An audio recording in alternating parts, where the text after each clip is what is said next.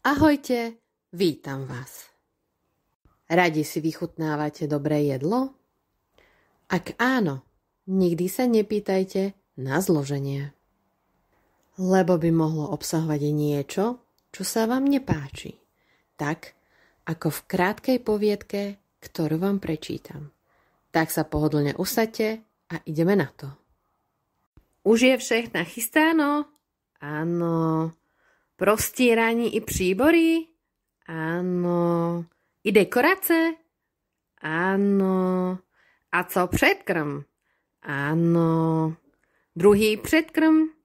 Áno. A co polevka? Áno, i tá. A dezert se chladí? Áno. Co hlavní chod? Jak s ním to vypadá?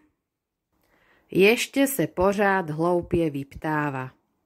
Pronésl, vytáhl veľký kuchynský nůž a zarazil ho tazateli rovnou do srdce. A je to. Zamnul si ruce.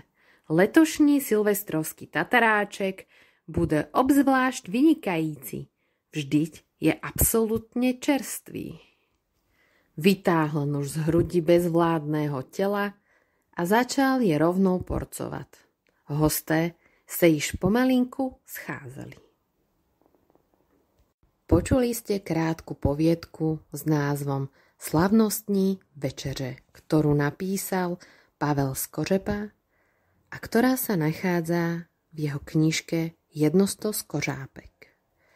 Ja dúfam, že poviedka sa vám páčila, ďakujem za pozornosť a počujeme sa na budúce.